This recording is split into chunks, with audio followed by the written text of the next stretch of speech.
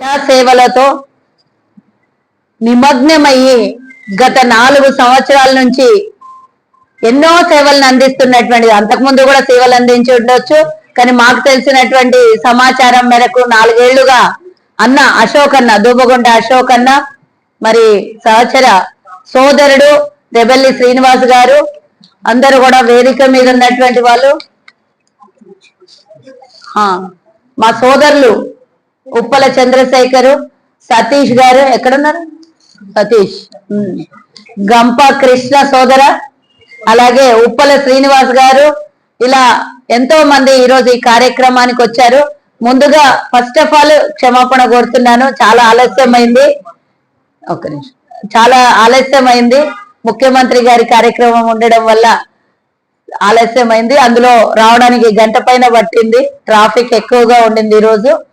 ముందుగా అశోక్ అన్న గారికి క్షమాపణ కోరుతూ, ఇంత మంచి కార్యక్రమం మీరు చేస్తుంటే సముద్రంలో ఆవగింజంతా మేము వచ్చి మీకు కేవలం మిమ్మల్ని ఉత్తేజపరచడం తప్పించి మేము ఇక్కడ చేసింది ఏమీ లేదు. మీరు చేసింది మేము కళ్ళతో చూడడానికి తప్పించి ఇక్కడ మేము చేసినటువంటి సహకారము సహాయం ఏం లేదు. కేవలం ఈరోజు మీరు ఎంతో ప్రేమతో సోదరిగా భావించి నన్ను ఇక్కడికి ఆహ్వానించినందుకు, నిజంగానే ఇంత మంచి కార్యక్రమంలో పాల్గొంటున్నందుకు కూడా నాకు చాలా సంతోషంగా ఉంది.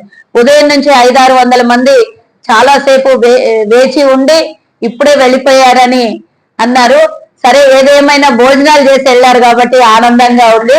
ఈ కార్యక్రమం నిజంగానే 2 భవనాల్ని కట్టించి, ఒక భవనం గీతా బోధ్, దాని పక్కన దీని మెయింటెనెన్స్ కోసం మళ్ళీ ఎవరి దగ్గర ఆశించకుండా తను కూడా మరి వయసు రీత్యా రాను వయసు పెరిగిపోతూ ఉంటది కాబట్టి రాబోయే కాలంలో ఈ సంస్థకి ఎలాంటి ఆటంకాలు కలగకుండా ముందు చూపుతో పక్కన ఇంకో భవనం కట్టించి అక్కడ అద్దెకిచ్చి దానిలో వచ్చినటువంటి అద్దెతో ఈ భవనం నడవడానికి, ఇక్కడ గీతా బోధ అంటే కేవలం ఒక బోధన జరుగుతుందో ఇంకోటి ఏందో అనుకున్నా నేను.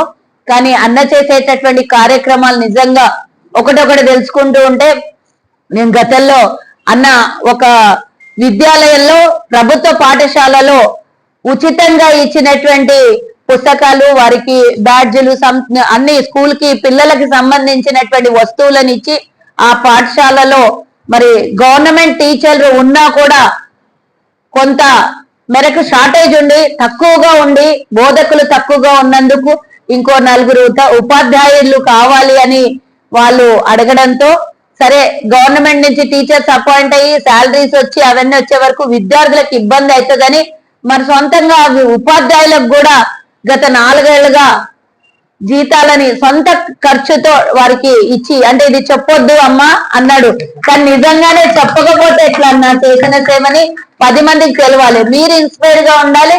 మీరు చేసింది గొప్ప చెప్పడం కాదు, మీలాంటి గొప్ప పనులు చేసే వాళ్ళు అరుదుగా ఉంటారు. మీలాంటి వాళ్ళు సేవ చేయడానికి ముందుకు వచ్చే వాళ్ళు చాలా తక్కువగా ఉంటారు. పూర్తిగా సంవత్సర కాలం జీతాలు ఇచ్చి తను ఉన్నంత కాలం జీతాలు ఇస్తాను అని చెప్పడం అంటే కూడా నిజంగానే ఎంతో అద్భుతమైనటువంటి గొప్ప కార్యం. అది ఎవరు కూడా చేయనటువంటిది. ఏదో ఒక రోజు 2 రోజుల్లో పిల్లల్ని అడాప్ట్ చేసుకొని, ఒక వాళ్ళ చదువు అయ్యేంత వరకు అడాప్ట్ చేసుకొని ఒక 4 విద్యార్థుల్ని చదివిస్తారు, అది వేరే విషయం. కానీ విద్యను అందిస్తూ, విద్యతో పాటు ఉపాధ్యాయులకు జీతం ఇచ్చి ఉపాధిని కూడా అందిస్తున్నటువంటి మీలాంటి గొప్ప, నిజంగానే సేవా దృక్పథం ఉన్నటువంటి మీలాంటి వాళ్ళని మేము గుర్తించకపోతే, 10 మందికి చెప్పకపోతే కూడా తప్పు అది. మరి ఇలాంటి మంచి కార్యక్రమము ఇక్కడ ఏమేం చేస్తారు,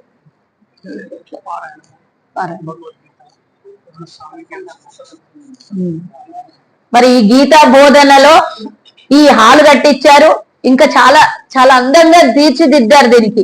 ఇక్కడ మరి గీతా బోధన కాకుండా గీతా పారాయణం చేసుకోవడానికి, ఇక్కడ మరి చాలా సత్సంగులు నిర్వహించడానికి, ఎవరైనా ఎక్కడి నుంచి అయినా వస్తే ఇక్కడ అకామిడేట్ చేసి సత్సంగులు నిర్వహించి మరి 10 మందికి ఈ సేవా కార్యక్రమాలను అందించేటటువంటి అశోక్ అన్న గారు, వీరిని స్ఫూర్తిగా తీసుకొని మన వాళ్ళందరూ కూడా, మన అంటే కేవలం అరవేశలే కాదు, ఎవరైనా కూడా ఇలాంటి సేవా కార్యక్రమాలు చేయడానికి ఇంకా ముందుకు రావాలి.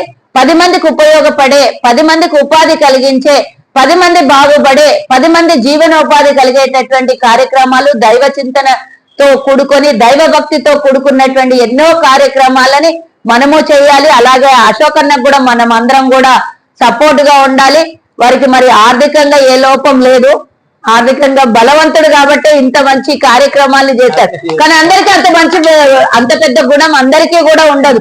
నేను సంపాదించింది నాకు, నా కుటుంబానికి, నా నెక్స్ట్ తరానికి, వాళ్ళ పిల్లలకి వాళ్ళకే రావాలి అని ఎన్ని సంపాదించినా మనం ఏదైనా ప్రాపర్టీ కొంటే నేను, నా కొడుకు, దాని తర్వాత నా మనవాళ్ళు, వాళ్ళు తర్వాత పెద్దగానాక వాళ్ళ పిల్లలకని ఆలోచించే కాలంలో నేను, నా కుటుంబమే కాదు 10 మంది బాగుండాలి అనే ఆలోచనతో ఇంత మంచి కార్యక్రమాన్ని తీసుకున్నందుకు అన్నని కేవలం ప్రశంసించడమే కాకుండా రాబోయే కాలంలో మీరు ఏ కార్యక్రమం చేసినా మమ్మల్ని ఇలాగే ఆహ్వానించాలి, నెక్స్ట్ టైం మాత్రం లేట్ గా రాను అని నేను విన్నవించుకుంటున్నా. ఈ కార్యక్రమంలో భాగంగా శ్రావణ్ సోదరుడు కూడా పాల్గొనడం కూడా మేము శుభాకాంక్షలు తెలియజేస్తున్నాను. ఇక్కడికి విచ్చేసినటువంటి మహిళా సోదరుని వాళ్ళు, రేపటి నుంచి మీకు మంచి ఆధ్యాత్మిక సెంటర్ కూడా ఓపెన్ చేయబడింది కాబట్టి మీరు చేసుకునేటటువంటి ఎలాంటి కార్యక్రమాలకైనా, భగవద్గీతకైనా సరే, ఏ కార్యక్రమాలు ఇక్కడ పూజా కార్యక్రమాలు ప్రశాంత వాతావరణంలో మీరు మెడిటేషన్ చేసుకోవడానికి, ఇంకా ఎలాంటివైనా సరే ఏ కార్యక్రమాలు చేసుకోవడానికి అయినా సరే పూర్తిగా ఉచితంగా ఇస్తూ సర్వీస్ చేయడానికి మరి ఈ కార్యక్రమాన్ని మీకోసమే ఈ భవనం కట్టించినటువంటి అన్నకి మరోసారి శుభాకాంక్షలు, ధన్యవాదాలు తెలియజేస్తూ జై హింద్.